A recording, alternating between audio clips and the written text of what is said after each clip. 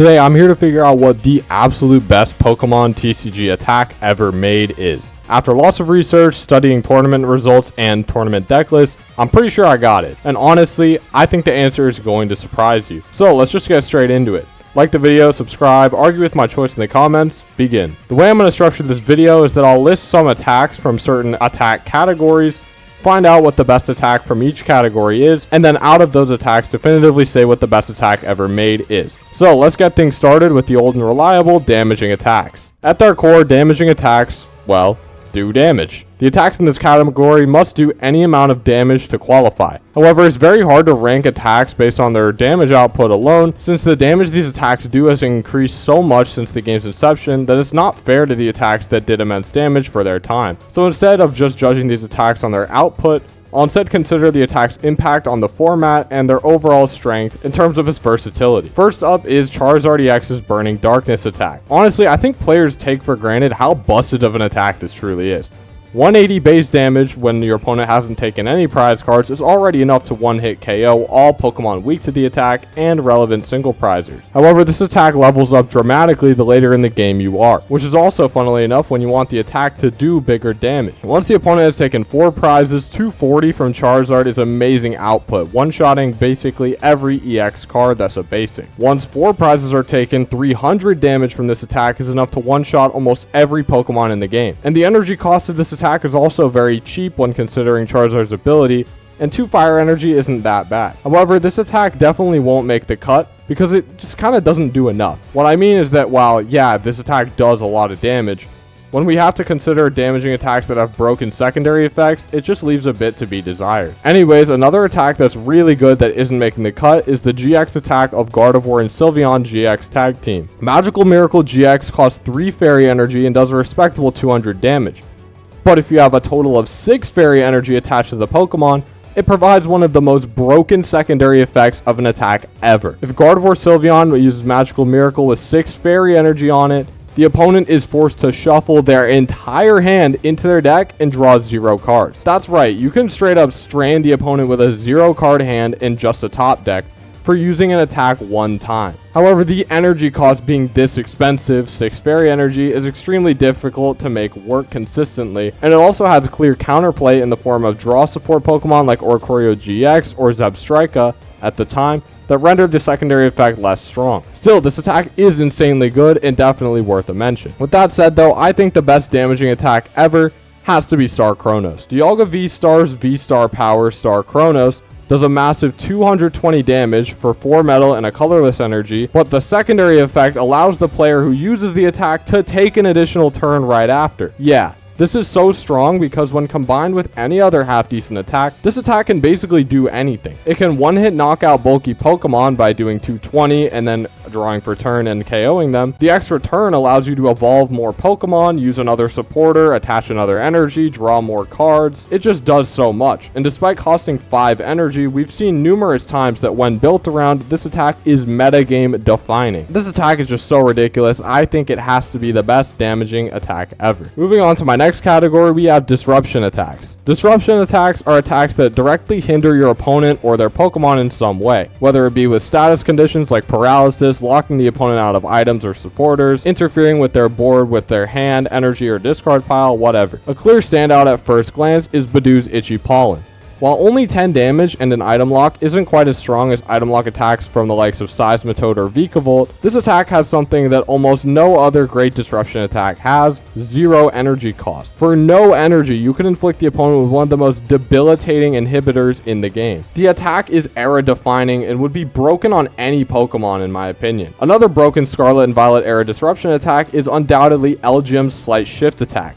Who knew a 60 HP pre-evolution Pokemon would get one of the most powerful energy disruption moves ever? Slight Shift allows you to move an energy from one of your opponent's Pokemon to any of their other Pokemon. This is just ridiculously strong for 1 psychic energy, even in the power creep environment of today. This attack is a staple of control strategies and even sees play in non-control decks like Dragapult from time to time because of how insane the attack is. But really, I think there's no debate here. The best disruption attack ever printed is 100% Gengar and Mimikyu Tag Team GX's Horror House GX attack. Horror House, once per game, does no damage, costs 1 psychic energy, and I'm not even joking, prevents the opponent from playing any cards from their hand during their next turn. Nothing, no Pokemon, trainers, or energy. All you can do is use an ability or attack. Also, with an extra energy attached, it forces both players to draw cards until they have 7 in their hand. So let me get this straight. For 1 energy on a basic Pokemon, you can stop the opponent from doing anything on their next turn, and if you have an extra energy attached, you also get to draw until you have 7 cards in your hand. Forcing your opponent to draw cards might seem bad at first, but with Gengar and Mimikyu's attack Poltergeist, it actually works in your favor. It also can be messed with on the next turn by cards like Marnie, since your opponent can't play a supporter of their own to disrupt your hand. No way, this is the best disruption attack ever. It's not even close, honestly. Who cares if it's only once per game? This effect is just unfair. There's no way to play around it unless you attack with Latios GX's GX attack to disable all GX attacks for the rest of the game, but that isn't even consistent since Gengar and Mimikyu players could choose second and use the attack on their first turn, or they could play Channeler to reset the effect of Latios' GX attack. This is just ridiculous, easy pick. Up next we have attacks that buff your Pokemon. They buff your Pokemon in some way, and I mean, let's just cut to the chase. We all know it's Altered Creation GX. Arceus, Dialga, and Palkia tag team GX's GX attack once per game. If you have a metal and water energy attached, makes it so that for the rest of the game, your Pokemon do 30 more damage and their knockouts take an additional prize card for the rest of the game. Yeah, thank God we don't have to deal with this anymore. A category of attacks I don't see enough people discuss are draw support attacks. These attacks help the user set up at the start of the game by drawing into cards like combo pieces to pull out their strategy. This one also has a pretty clear winner for me, Cleffa from Neo Genesis and the Eek attack. For 1 energy of any type, you shuffle your hand into your deck and draw 7 cards. Think about how great this is. For 1 of any energy type, you get a fresh hand of 7 to work with, plus your top deck for next turn. This will be like playing an early game Lily's Determination and then being able to play another supporter right after it. This attack defined and likely saved the game when it was legal, and I think that combined with its absurd strength, it makes it worthy of the best draw support attack ever made. Our penultimate attack category is energy acceleration attacks. These attacks simply accelerate energy to your Pokemon in some way. Solgaleo GX's Turbo Strike attack does 120 damage and accelerates 2 basic energy from the discard to one of your bench Pokemon. This attack was the backbone for Mew 3 decks in 2019 and 2020, but its raw power isn't anything to write home about compared to other attacks. Ultimate Ray from ADP, despite its somewhat awkward energy cost of a metal, colorless, and water, does 150 and accelerates 3 energy from your deck to your bench Pokemon in any way you like. But this one also falls a bit short based on that energy cost and the fact it only accelerates basic energy. For my money, the best energy acceleration attack ever printed has to be Soul Burst GX. The other Solgaleo GX's GX attack costs 1 metal energy and once per game searches the deck for 5 of any energy cards and attaches them to your Pokemon in any way you like. This card was mainly employed in the Ultimate Mew 3 deck from 2020. Where Mewtwo and Mew GX would copy its attack turn 1 to load up itself and another Mewtwo and Mew on the bench with Rainbow and Aurora energies. This enabled the attacks of any GX Pokemon in the game to be used despite their energy cost. This deck was strong and Solgaleo GX was the entire backbone of it, and while it can only be used once per game, when you can get 5 of any energy onto your Pokemon for just 1 energy cost, it's kinda all you need. Soul Burst wins. The last category of attack I'll cover in this video are spread attacks. Spread attacks are attacks that deal damage to multiple Pokemon at once, and I think there's also a clear winner in this one too, Phantom Dive.